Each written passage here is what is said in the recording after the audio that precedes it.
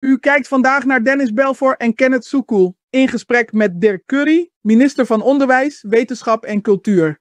Welkom minister Dirk Curry. Dankjewel Dennis, ook Kenneth, ook van mijn kant een goedemorgen in Suriname en de gebieden waar het nog 's morgens is. En goedemiddag in ieder geval in Nederland. En ik wil graag ook mijn condolences aan de familie en alle vrienden van Glenn Leckie overbrengen. Omdat ik het genoeg heb gehad met hem samen te werken. Ik ben jaren lid geweest van het bestuur van Stichting Lobby, waar hij de directeur van was. Een heel plezierig mens en ik heb heel plezierig ook met hem kunnen samenwerken. Ja, wij nemen dat ook zo mee naar de mensen toe. Want wie Glenn niet heeft gekend, maar wie Glenn heeft gekend, weet wat hij heeft betekend. En eigenlijk wat hij nalaat aan betekenis voor de Surinaamse gemeenschap. Meneer Curry, als blijkt dat heel veel luisteraars en kijkeraars, zo zeggen wij dat hier, u niet kennen, wie is Dirk Curry? Nou, Dirk Curry is een jonge man waarvan een fundering hem begeleidt in zijn leven. Waarbij aan de ene kant geloof een belangrijke rol speelt en aan de andere kant spiritualiteit. En verder heeft hij een kernwaarden als zijn ethisch kompas, waarbij vrijheid, respect en rechtvaardigheid de 3 kernelementen zijn van de kernwaarden. Verder een ambitieus persoon, achtergrond bedrijfseconomie gestudeerd, vader van 2 kinderen. Verder een hele lange carrière achter me liggen. In het bedrijfsleven voornamelijk wel de eerste 6 jaren van de carrière op het ministerie van Financiën gewerkt. Daarna heel lang in telecom geweest. Daarna een aantal jaren bij de Fernandes Groep, 3,5 jaar. En de afgelopen 5 jaar mijn eigen consultancybedrijf gedraaid. Met name Your Leadership Consultancy.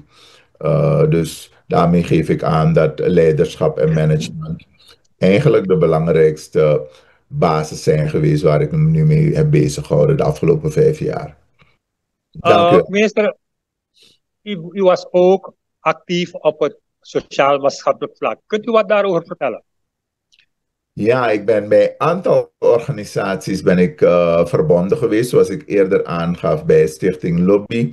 Ik ben jarenlang voorzitter geweest van het Lotjeshuis. Dat is een tehuis voor ondervoede kinderen tussen 0 en 5 jaar.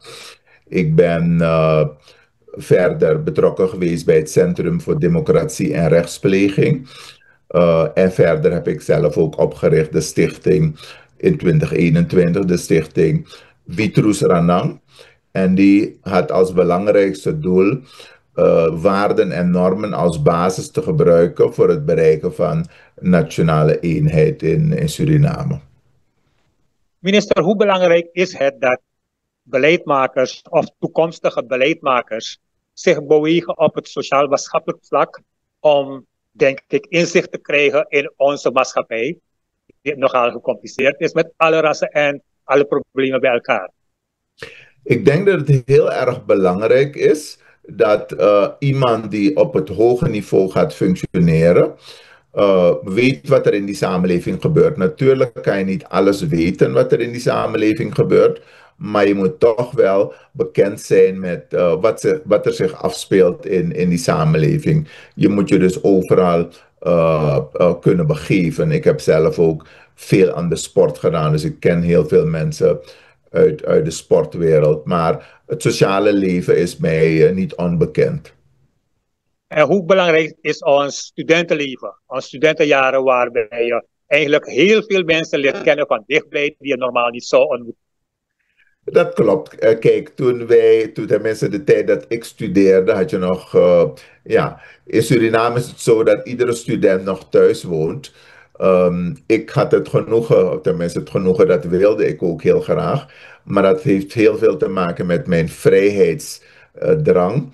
Om direct na de middelbare school, toen ik op de universiteit in Suriname ging, uit huis te gaan en met 2 andere studenten te gaan samenwonen. Hadden we een huis gehuurd. Zelfstandigheid is daarbij ook een belangrijke factor. Maar heel belangrijk is het nemen van je eigen verantwoordelijkheid. Want dan heb je niemand die meer op je let. Dus je moet op jezelf letten. Dus ieder besluit dat je neemt, en dat zeg ik ook aan alle jongeren, hoe belangrijk het is die verantwoordelijkheid voor je eigen leven te nemen. En daarbij ook na te gaan welke stappen je zet. En ik adviseer altijd bij het nemen van beslissingen altijd de afweging maken. Heeft het een korte termijn voordeel of heeft het een lange termijn voordeel? Ik zeg altijd, tegen een feest is een korte termijn voordeel, want na het feest is alles voorbij. Maar als je een boek leest, dan blijft dat voor altijd, die kennis, die blijft altijd bij je. Maar het studentenleven is belangrijk om natuurlijk, daar begin je netwerk op te bouwen. En in het leven is een netwerk heel erg belangrijk. En ook om alle stoute dingen te doen als student, toch? Ja, klopt. Je moet natuurlijk, je moet feesten, dat hoort erbij. Maar je moet heel erg weten, de balans moet je hebben. Dat je niet alleen feest, want anders ga je die studie niet afmaken. Dus het is heel belangrijk dat je leert balans te vinden in je leven. En het is ook heel erg belangrijk. Ik noem nu gelijk het woord mentale gezondheid, omdat ik denk dat het heel erg belangrijk is voor jongeren nu, waar er veel meer op afkomt. Kijk, toen wij studeerden was er geen sociale media. En nu is er een overload aan informatie, ook via social media beschikbaar. En de keus is, hoe save je de informatie die belangrijk is voor jouw eigen toekomst? Meneer Curry, minister Curry, we hebben u niet gekend als een actieve politicus, althans niet gezien. En u bent minister geworden. Hoe is dat gegaan? Nou, ik ben zeker niet in de politiek actief geweest. Natuurlijk is het een recht van iedereen om een politieke keus te maken wanneer je naar de stembus gaat. Ik heb bij de NPS heb ik een aantal trainingen verzorgd op verzoek van hun, maar weer vanuit mijn consultancy bedrijf. En op een gegeven moment werd ik benaderd door de voorzitter van de NPS toen, onze huidige vicepresident, Gregory Rusland. Die benaderde mij en op een gegeven moment vroeg hij me of ik leiding zou willen geven aan het ministerie van Onderwijs, Wetenschap en Cultuur. En mijn eerste vraag toen was, maar ja, waarom ik? En het antwoord dat hij me toen gaf, zei dat we willen graag iemand met leiderschapskwaliteit op het ministerie hebben. En nou, uiteindelijk heb ik ja gezegd op het verzoek dat aan mij gericht is. Heeft u ook een werkopdracht, ik bedoel tenminste een A4'tje met wat de coalitie verlangt, met een tijdslijn, binnen welke tijd u wat of waar u met het onderwijs moet doen? Er is in ieder geval een regeerakkoord, wat de basis is voor deze coalitiesamenwerking.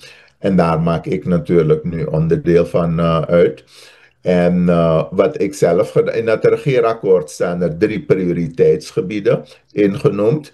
Onder andere volksgezondheid, educatie, dus onderwijs, maar ook veiligheid. Daarmee wordt aangegeven dat er belangrijke focus is op het gebied van educatie.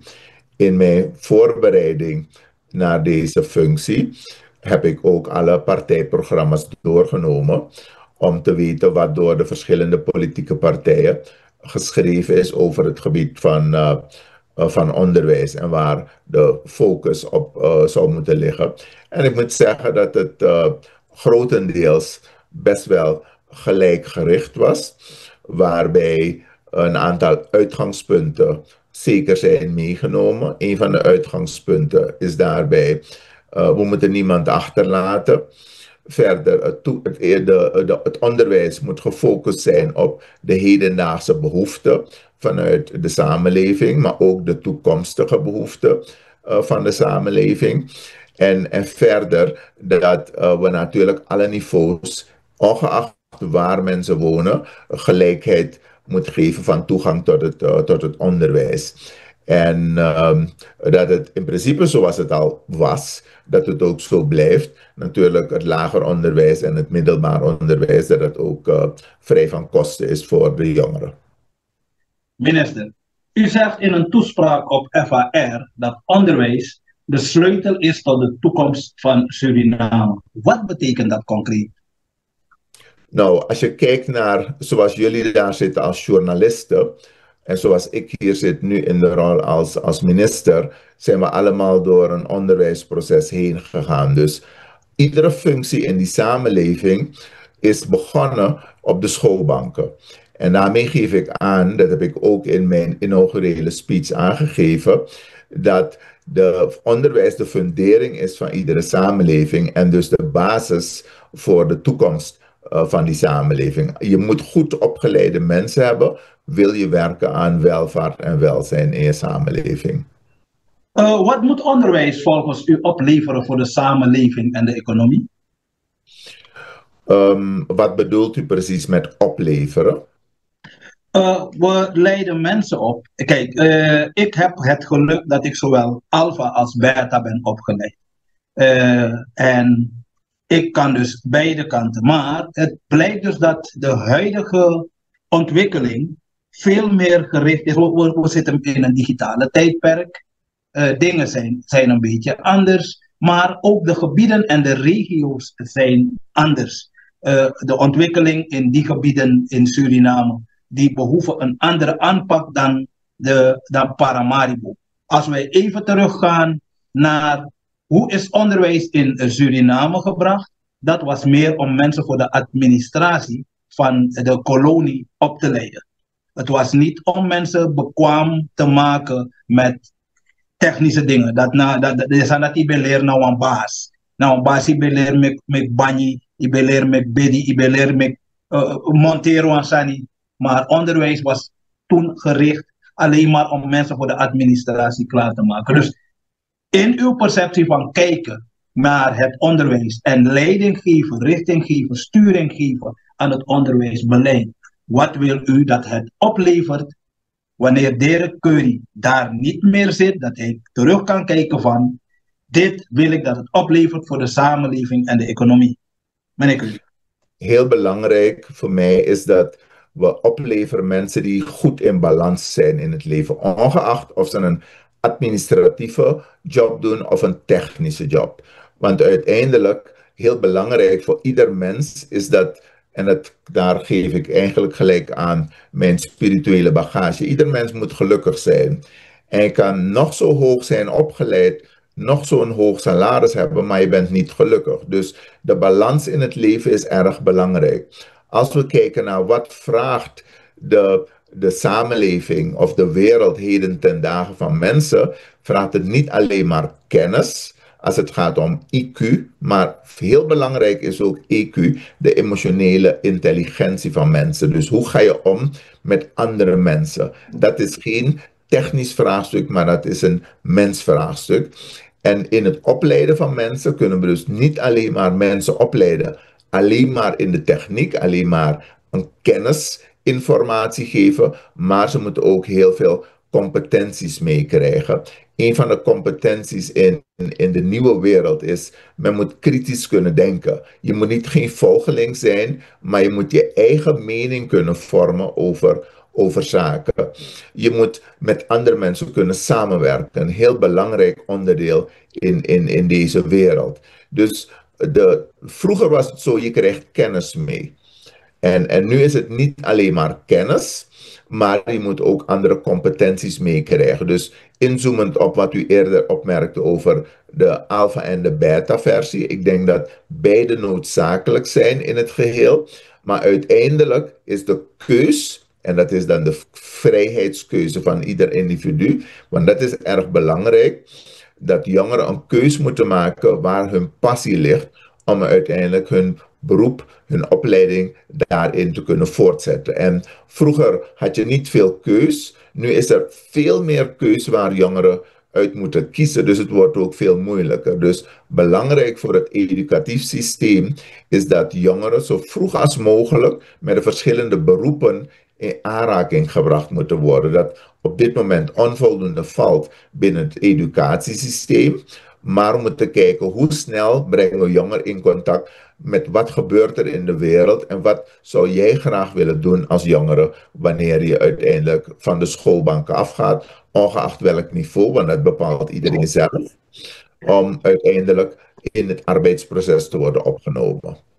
Waarin verschilt uw visie op onderwijs van die van eerdere regeringen? Dan gaan wij over naar Kenneth. Waarin verschilt uw visie op onderwijs, ja, van die van eerdere regeringen? Ik denk dat wat belangrijk is, los van de visie die mensen hebben, omdat je natuurlijk, als je kijkt naar de visie, dan zal die waarschijnlijk niet veel verschillen. Wat heel erg belangrijk is om verandering te brengen, is het brengen van de visie in de praktijk. En het brengen van een visie is net wanneer je als bedrijf een strategisch plan hebt. Het plan op zich is belangrijk, maar nog belangrijker is de implementatie van dat plan. En we praten over een breed onderwijsveld, we praten over Suriname. En wanneer je verandering wil hebben in het traject van onderwijs, dan zou je ook breed iedereen moeten betrekken bij het uiteindelijk, alvorens je overgaat tot implementatie van de visie. Want het ontwikkelen van de visie is één deel, maar de implementatie, daar zit eigenlijk het belangrijke werk in, waarbij iedereen, en ik zeg altijd ook de jongeren moet je betrekken, omdat het om hun gaat. Dus wanneer je de discussie aangaat over vernieuwing van systemen in het onderwijs, of methodieken of een ander curriculum, dan moet je de jongeren in ieder geval hun stem ook laten horen. Als we kijken naar ons onderwijs, dan zien we dat vanaf eigenlijk de onafhankelijkheid, ja, ons onderwijs in crisis is. Dat kinderen niet naar school kunnen gaan, dat kinderen hun eigen schoolbanken en stoelen moeten meenemen, gebrek aan volwaardige leerkrachten en docenten, is niet iets nieuws. En dat heeft vooral veel te maken met geld. Want gebouwen, scholen kan je alleen bouwen als je geld hebt, toch? Leerkrachten, docenten, goede, ervaren mensen moet je goed betalen. En als je dat geld niet hebt, ja, dan kan je situaties zoals in de afgelopen 20 jaar, dat je beste docenten weggaan. Hoeveel garantie heeft u gehad van de coalitie dat u geld gaat krijgen om al deze problemen op te lossen? Nou, ik denk niet dat garantie. Laat maar zeggen, ik zit er 2 maanden. Dat betekent dat je loopt, de begroting voor 2025, die was er al, dus daar is er niet veel verandering in. En uiteindelijk, niet lang daarna, moest begroting 2026 worden ingediend.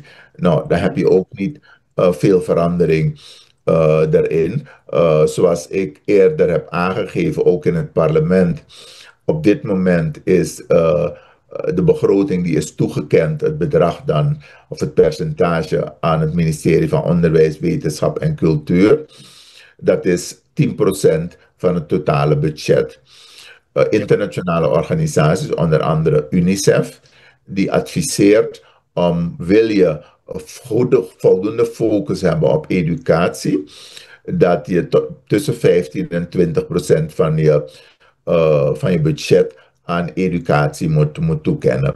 Dit heb ik ook besproken, maar natuurlijk kan je het roer niet van een op het andere moment omgooien. Dus wat ik gedaan heb om te kijken van hoe kan je toch, gegeven het budget dat je hebt, meer halen uit de beschikbaarheid van alles wat die regering heeft. Wat ik gedaan heb, is gekeken naar alle ministeries, alle collega's die een bijdrage kunnen leveren aan het geheel. Dus het ministerie van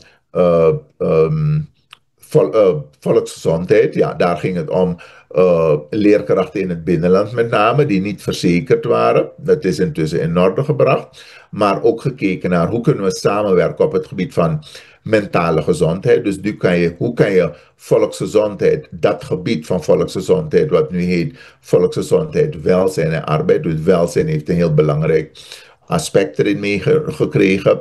Ik heb gesproken met de minister van Natuurlijke Hulpbronnen, met name over watervoorziening in het binnenland en energievoorziening in het binnenland. Ik heb gesproken met de minister van Openbare Werken om te kijken waar ondersteuning gegeven kan worden aan het bouwen of renoveren van klaslokalen, maar ook van meubilair. Maar daarbij heb ik ook gelijk de link getrokken naar het ministerie van Justitie en Politie. Om te kijken naar, kunnen wij ook gedetineerden vragen om mee te helpen voor het renoveren van schoollokalen. Of het bouwen zit meer bij het ministerie van Openbare Werken, maar bij het renoveren van klaslokalen. En ook natuurlijk huisvesting van leerkrachten in het binnenland, om ondersteuning te geven. Zo probeer ik, hoewel het budget van onderwijs beperkt is, als ik het vergelijk met het percentage dat wordt geadviseerd internationaal, probeer ik toch meer te kunnen doen, gegeven de huidige condities of eigenlijk het budget dat je ter beschikking hebt. Daarnaast praat ik ook heel veel met het bedrijfsleven om te kijken dat zij een ondersteuning geven, of het nou is door studiebeurzen op alle fronten, praat ik met ze om te ondersteunen. Maar ik praat ook met internationale organisaties, onder andere de IDB, om te kijken hoe zij een bijdrage kunnen leveren aan het onderwijssysteem in Suriname. Dus ik blijf niet hangen op wat de huidige situatie is.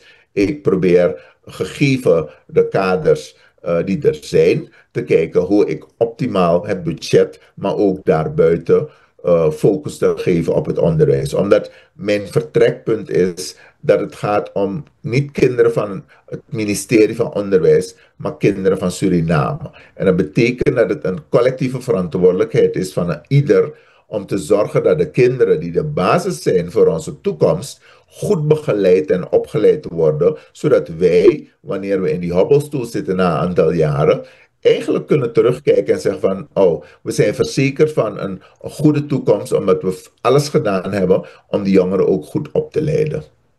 Geen minister, u maakt de opmerking van 20% van de BBP. 20% bijvoorbeeld van een triljoen is een heel ander bedrag dan 20% van 1 miljard. En wij hebben niet veel geld als we kijken naar ons BBP. In 2015, 14 zaten we tegen 9.250 aan. Vandaag zitten we tegen 4.600 aan. Dat geeft aan dat we met de helft achteruit zijn gegaan. En dat geeft ook aan dat we ook met de helft achteruit zijn gegaan in ons welvaart en welzijn. Hoe denkt u, of heeft u een idee om een shortcut te maken? Want voordat we de mensen hebben opgeleid die de productie moeten verhogen, zodat we meer opbrengsten krijgen om ons welvaart en welzijn weer naar niveau te brengen. Een ingenieur opleiden kost bijvoorbeeld 12 jaar en meer.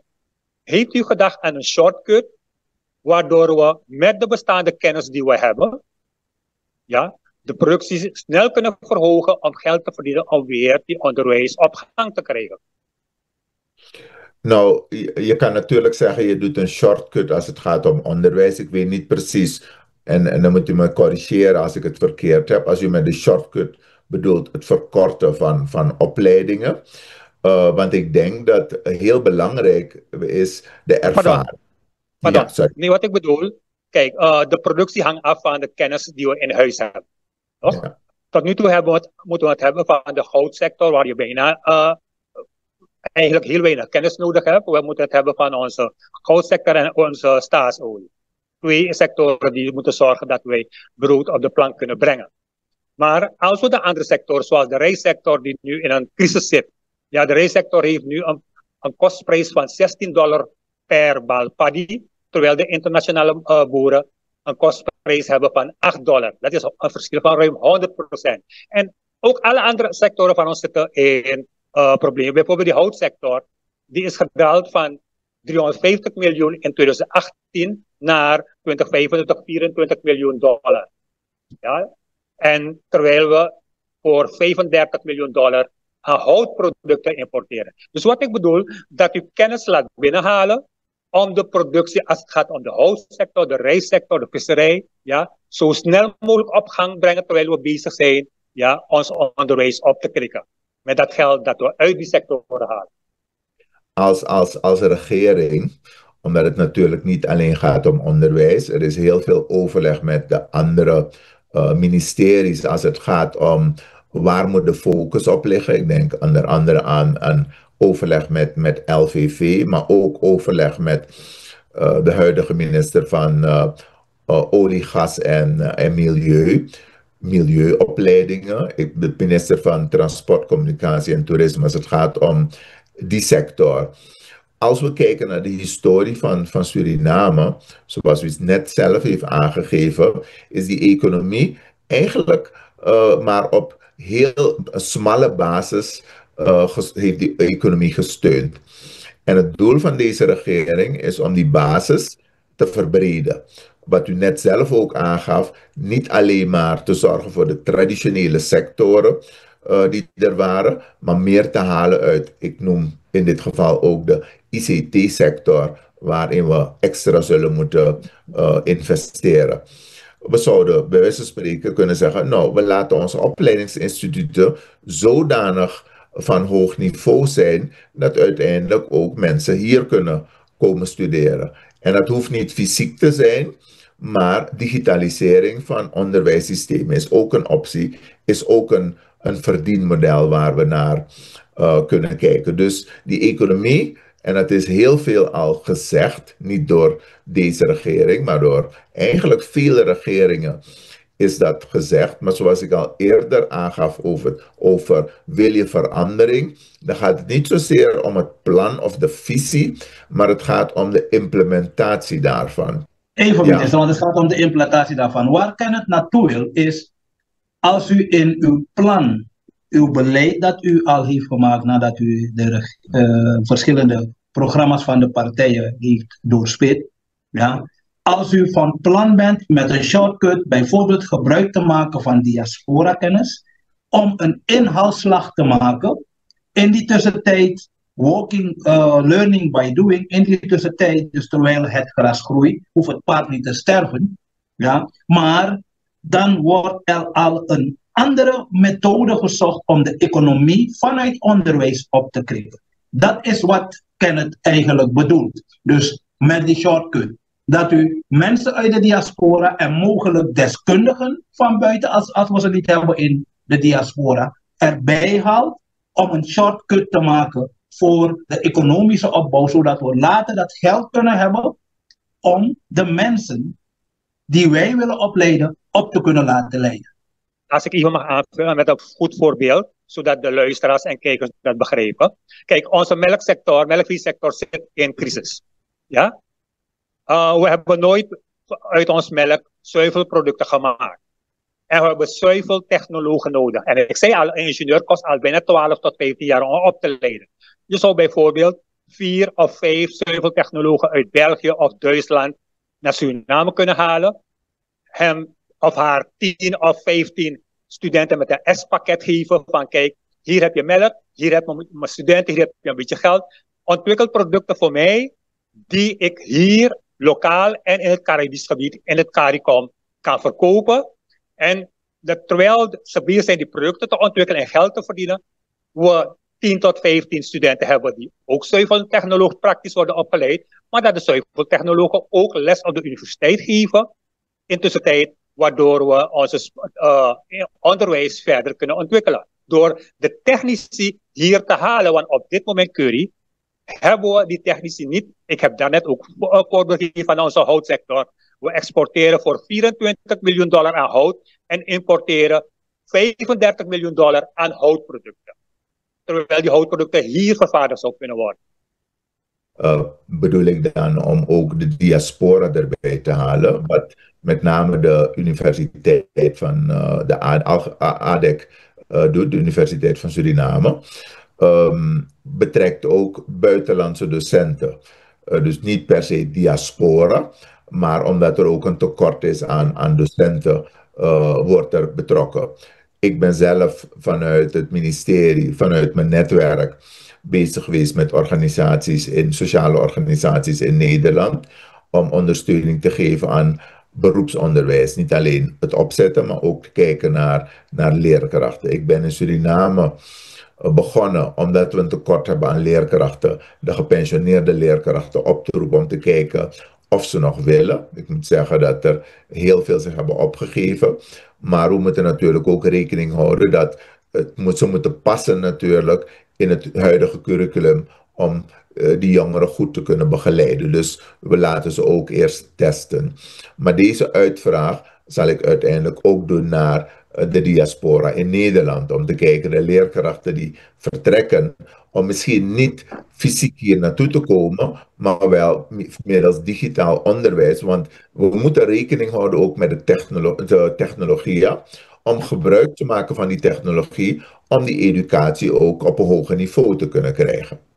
Even, maar u bent nog niet gegaan naar dat wat Kenneth aangeeft. Ten aanzien dus van productieverhoging vanuit het perspectief van onderwijs. Dus mensen aantrekken. Kenneth heeft het voorbeeld gegeven van bijvoorbeeld de melkcentrale. Maar er zijn zoveel andere sectoren waarbij onderwijs een belangrijke rol kan spelen in een shortcut. Ja, dat terwijl mensen aan het werk worden gezet, of althans met een opdracht, het zij een stageopdracht, het zij een vervullingsopdracht, ja, het een en ander al ontwikkelen, dat anderen daaruit ook gaan leren. Hoe kijkt u daar tegenaan? Want daar missen wij nog uw reactie gericht op de vraag van die shortcut. Laat me zeggen, ik heb gefocust op de vraagstelling van het betrekken van diaspora. Maar op dit stuk, wat ik eerder zei, ervaring is heel erg belangrijk. Dus je moet studenten die in de theoriebanken zitten op school, hoewel we in het praktijkonderwijs proberen zoveel als mogelijk de praktijk ook te simuleren, is het toch belangrijk dat ze ook praktisch naar bedrijven toe gaan. Dus stageprocessen worden sowieso opgenomen in het geheel. Nee, even. U gaat de andere kant op. Stageprocessen, dat begrijpen wij. Maar om mensen met een bepaalde didactische ervaring, mensen met een ruime expertise, die al in die branche zitten, te halen om in... Want er zijn branches, er zijn dingen geïdentificeerd waar u zegt van, hier wil ik iets meer van het onderwijs erin gaan zetten. Een simpel voorbeeld, u heeft gedaan bij Telesur, mensen met een LTO naar binnen halen en terwijl ze werken, worden zij op mbo-niveau doorgetrokken, maar anderen worden ook meteen opgeleid om dan op hbo-niveau verder te kunnen gaan. Dus die shortcut, laten we ons even concentreren op die shortcut. Minister.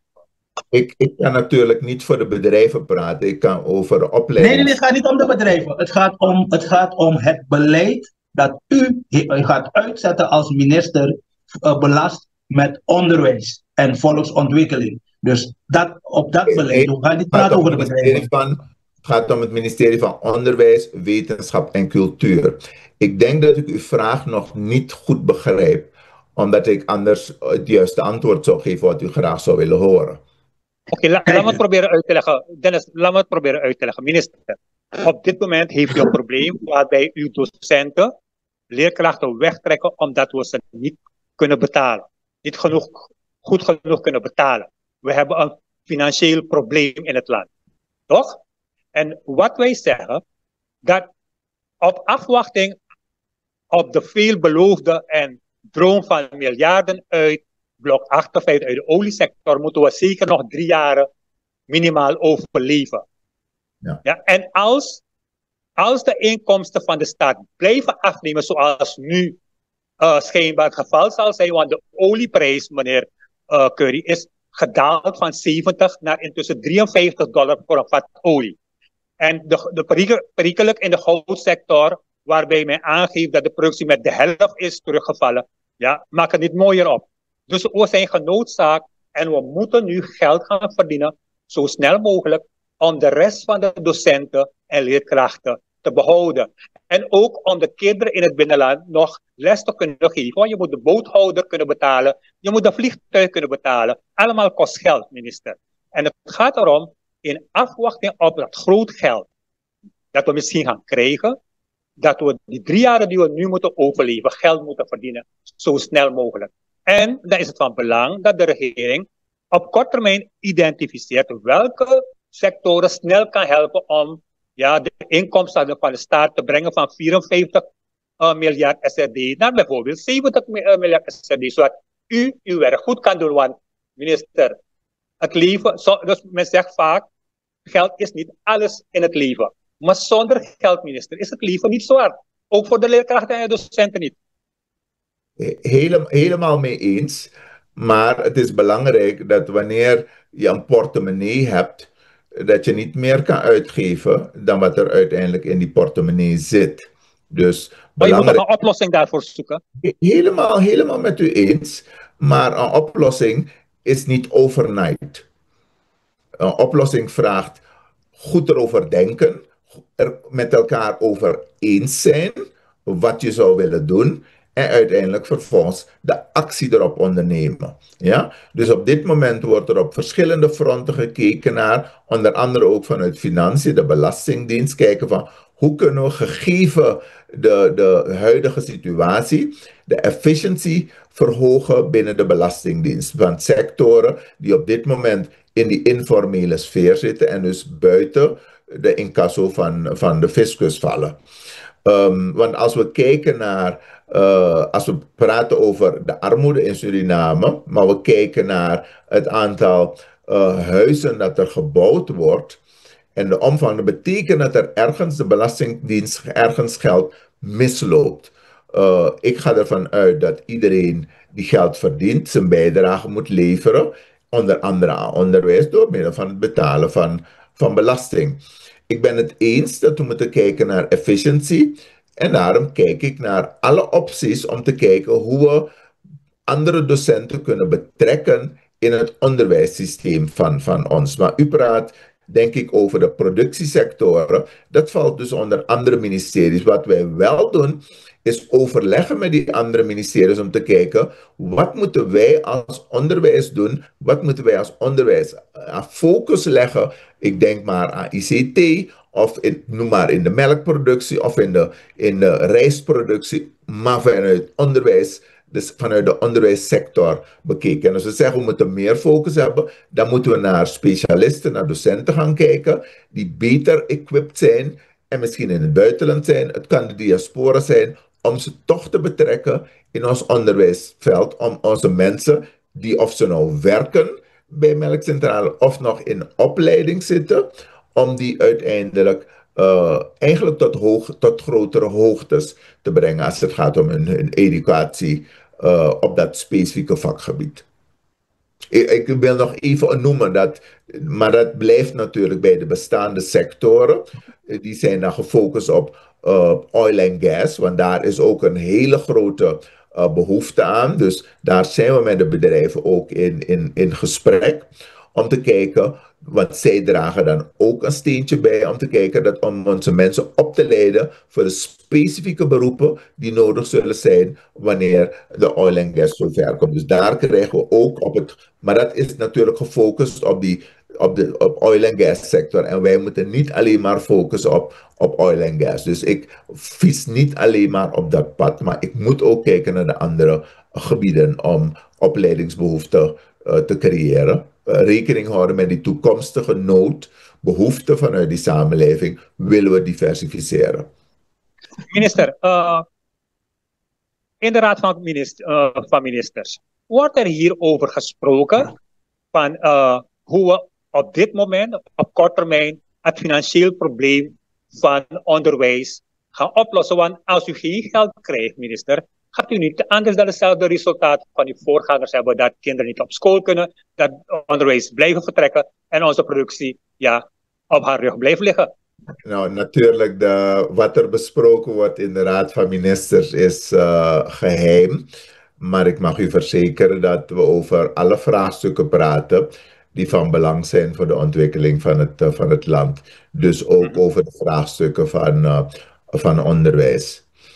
Maar beseft de regering en de politieke partijen waaruit de coalitie bestaat en ook de oppositie, dat er nog ongeveer 190 tot 200 landen zijn op de wereld die dezelfde diensten en producten op de markt willen brengen. Sommigen doen dat al.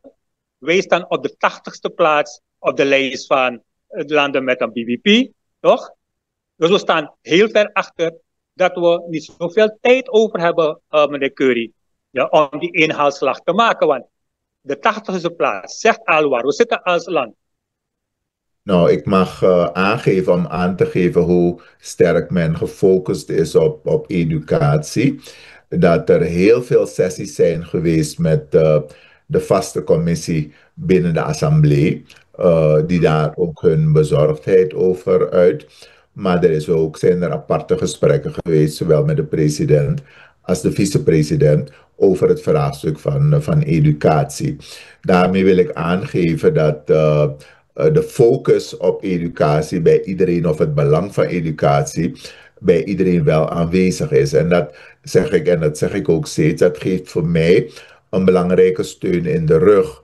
Want niet ik alleen maak me zorgen over educatie, het is het hele parlement dat zich zorgen maakt, maar ook de hoogste leiding van het land, de president en de vicepresident. Maar ook de hele gemeenschap, minister. Ook de hele gemeenschap, want daarom sturen ze hun kinderen weg.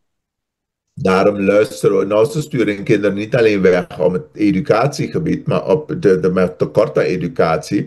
Maar mensen vertrekken, we hadden het eerder over de leerkrachten, heeft te maken met het inkomensniveau, maar mensen vertrekken ook, want er vertrekken ook mensen die bij staatsolie in dienst zijn. Dus de trek van mensen naar het buitenland heeft gewoon te maken dat mensen weggekocht worden uit Suriname, omdat die vraag in de wereld zo groot is. Dus we moeten niet onderschatten de risico's die er daarmee zijn en hoe we natuurlijk met dat vraagstuk ook omgaan. Dus het is geen simpel vraagstuk. Het is absoluut een vraagstuk waar de hele regering zich ook zorgen over maakt. Minister, hoeveel arbeidsplaatsen gaat die activiteit op zee aan land creëren? Heeft u een idee? Ik dacht dat het iets was rond de 3000 in totaal. Maar dat gaat ook weer teruglopen. Dat gaat met name in die opbouwfase zijn. En als ik me niet vergis, dan loopt die terug naar 1800, wanneer ze in de productiefase, dus in de echte exploitatiefase zitten. Dus dat betekent dat je van die 3000 naar die 1800 de mensen ook in andere sectoren gaat moeten opvangen. Dus dat is ook een vraagstuk waar we rekening mee houden en dat onze aandacht heeft om te kijken. En wat nog verder gaat, wanneer de olie op is, moeten we al die arbeidsplaatsen, precies wat gebeurd is met het wegvallen van Suralco, zullen we ook die arbeidsplaatsen in die economie een plaats moeten kunnen geven. Dus dat is een vraagstuk waar we ook naar kijken. Minister, ik wil aannemen, en samen met mij vele luisteraars en kijkeraars, het onderwijs in het binnenland is al decennia achtergesteld. Want we gaan naar een ander deel. Wat gaat u doen om dat structureel te veranderen? Minister. Nou, ik ben in ieder geval om aan te geven hoe belangrijk ik educatie in het binnenland vind. En het gaat niet zozeer om educatie in het binnenland alleen. Het vertrekpunt is, we mogen niemand achterlaten en er moeten gelijke kansen zijn voor iedereen. Ik ben daarom het schooljaar ook gestart door op 1, 2 en 3 oktober zelf richting binnenland te gaan om zelf waar te nemen hoe de situatie is. Ik ben in een paar dorpen geweest. Ik ben naar verschillende scholen geweest om te kijken hoe het is. En duidelijk is dat we daar meer in moeten zetten. En dat is ook heel duidelijk dat we gewoon meer geld daarin moeten stoppen. Mijn focus als het gaat om ICT zal daarom ook liggen. ICT-onderwijs brengen. Eerst naar het binnenland. En daar eerst de focus op leggen. Maar ook dingen als watervoorzieningen. Want daar heb ik dus met de minister van NH over gesproken. Maar ook de huisvesting van de leerkrachten, de gebouwen, de lokalen. Maar ook het transport is natuurlijk een uitdaging. Zeker als het gaat om laagwater. De directeur van het AMTO, de heer Hendrik Pinas, heeft op 2 december vorig jaar, 2024, een artikel geplaatst als ingezonden in Star News. En daar maakt hij gewag van een 10-puntenplan voor verbetering onderwijs in het binnenland. Bent u bekend met dat artikel? Nee, niet bekend. Oké, dan geef ik het u aan. Ik kan het zo meteen voor u via de app doorsturen dat u het kunt heel opnemen. graag. Ja, en omdat dus die directeur van AMTO zelfs uit het binnenland komt, heeft zich met studie mogen opwerpen tot nu directeur van het AMTO. En bent u van plan ook contact met hem op te nemen om niet het AMTO direct te bespreken, maar zijn inzichten, zijn visie over verbetering van onderwijs in het binnenland? Bent u dat van plan? Nou, ik zou eerst het stuk moeten lezen, wat ik natuurlijk... We hebben een speciaal op het ministerie onderdirecteur Binnenland. Dat is een vrouw die zelf uit het binnenland komt. En verder werk ik met professor Jabini, die zelf ook uit het binnenland komt. Die adviseert mij op het stuk van onderwijs in het binnenland. En met de minister van Regionale Ontwikkeling heb ik ook een overleg. Want we moeten natuurlijk, wanneer we praten over onderwijs in het binnenland, moeten we de lokale, de traditionele gemeenschappen moeten we betrekken in dat proces. Dus de gesprekken met hun moeten ook op gang komen. Direct welke grote vernieuwingen wilt u in de komende 5 jaar, dus in deze regeerperiode tenminste, realiseren in het onderwijs? En hoe gaat u die realiseren? Nou, ik ga niet zeggen wat ik wil, want uiteindelijk gaat het niet om mij, maar... Nee, maar het is een beleid dat u heeft uitgezet als minister. Nee, laat me zeggen, ik zet geen beleid uit. Ik voer uiteindelijk beleid uit nadat er een beleid komt tot stand door middel van discussie met alle deskundigen die er zijn in de sector. Ik ga niet iets doen wat uit mijn hoofd komt. Nee, ik ga doen wat het draagvlak heeft. Want zonder draagvlak kan een plan perfect zijn, maar de implementatie gaat dan zeker niet lopen. Dus Wilt u dat nog eens een keer herhalen, minister? U bent de eerste binnen de Surinaamse regeringen die wij hebben gekend, die dit aanhaalt. Kunt u nog eens een keer herhalen van de werking van een plan? Echt?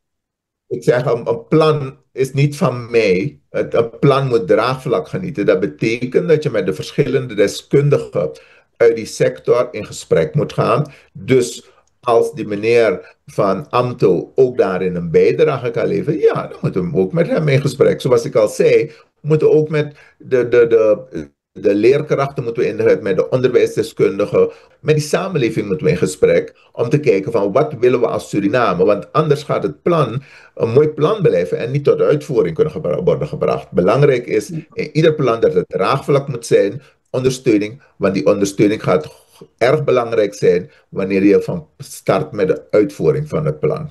Wat is uw eerste concrete stap en binnen welke termijn moet u resultaat daarvan zien? We gaan richting de afronding. Wat is uw eerste concrete stap en binnen welke termijn wil u resultaat zien? Nou, laat me noemen 3 stappen. De eerste stap is geweest dat ik volledige focus moest geven op de start van het schooljaar, gegeven wat er beschikbaar was. En de focus was, iedereen moet op tijd starten en dat is op 1 oktober. Een belangrijk deel is wel op tijd gestart, maar nog niet alles is op tijd gestart. De tweede stap is om te kijken naar het schooljaar 2025-2026, dat we in november al met die voorbereiding daarvan beginnen. Omdat als we nog lokale tekort hebben... Oh, u bedoelt 2026, 2027. Want ja, nu is het schooljaar 2026 begonnen. 2026, 2027, ja. Dus de voorbereiding daarvan. Maar ook gelijk eind november beginnen met die brede discussie om te kijken van wat moeten we op lange termijn doen. En daar willen we dus de discussie voor voeren. Er zijn wel al heel veel rapporten en die moeten we niet overboord gooien. Dat is mijn mening. We moeten wat er allemaal geproduceerd is, moeten we meenemen. Maar belangrijk is dat we moeten toetsen of wat er op papier is, breed gedragen wordt door eigenlijk alle actoren in het onderwijsveld. Ik denk dan aan de professionals allemaal, de onderwijskundigen. Ik denk aan de leerkrachten allemaal, maar ook aan de leerkringen, want dat moeten we niet onderschatten. Ik geloof dat je ook de stem van de jeugd naar moet luisteren wanneer we praten over hun toekomst. Want het is niet onze toekomst, het is hun toekomst waar we over praten. Dus die moeten we allemaal betrekken. Ik wil zeggen, dit is het plan dat we willen uitvoeren. En met dus dat u zegt, het is hun toekomst. Wat wilt u dat een leerling, een ouder, een leraar, ja, een student over 5 jaar daadwerkelijk voelt en ziet. Dit is ter afronding. Minister. Belangrijk, wat ik zo snel mogelijk in het onderwijs zal brengen, is eigenlijk burgerschap. Wat betekent het? Ik heb ook gezegd, wat betekent het om Surinamer te zijn? Hebben we die vraag met z'n allen al beantwoord? Wat is het, onze bijdrage als member van die samenleving? Wat willen we? Dus, want, laat maar zeggen, de liefde voor ons land moeten we niet bij default laten plaatsvinden, maar bij design. Dus we moeten op die lagere school beginnen, daar inhoud aan te geven. Maar ook waarden en normen. Hoe gaan we met elkaar om in die samenleving? Is ook heel erg van belang. En zijn we er om... Even aanvullend. Is particulier initiatief en betrekken van particulier initiatief ook daarin? Absoluut. Ik sluit niemand uit. De meningen daarover zijn misschien verdeeld. Maar als het gaat om opleidingen moeten we niets uitsluiten. Want als er nog particuliere opleidingen zijn waar jongeren naartoe trekken, dat betekent dat we als overheid niet in staat zijn in alle voorzieningen te voorzien. En dat hoeft denk ik ook niet. Dus we moeten ook ruimte laten voor particulier initiatief. Ik geloof in dat concurrentie, ook als het gaat om particuliere onderwijsinitiatieven, dat we dat niet moeten loslaten. Maar ik zeg altijd, concurrentie betekent niet dat je vijanden van elkaar moet zijn. Je moet ook van elkaar kunnen leren. En ik ga dus ook in gesprek met alle particuliere onderwijsinstellingen om te kijken, maar wat doen zij zo goed en wat zouden we eventueel moeten overnemen? Maar wat wel daarbij speelt is dat we natuurlijk als ministerie van Onderwijs, Wetenschap en Cultuur moeten garanderen de kwaliteit van iedere opleiding. Minister, mag ik u bedanken voor uw deelname aan het programma Info vandaag.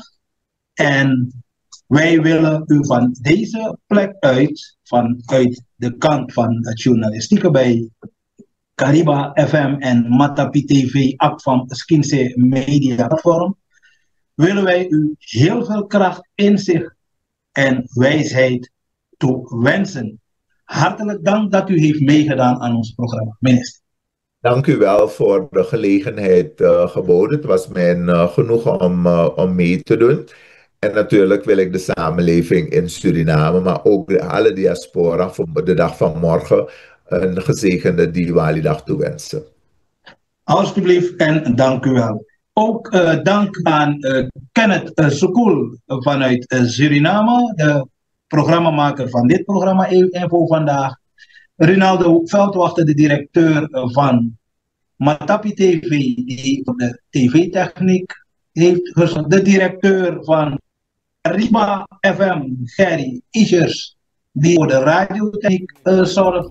Alle mede-presentatoren, de kwaliteitbewaarders, die willen wij ook bedanken. En niet te vergeten, u luisteraars en kijkeraars, tot de volgende Info vandaag.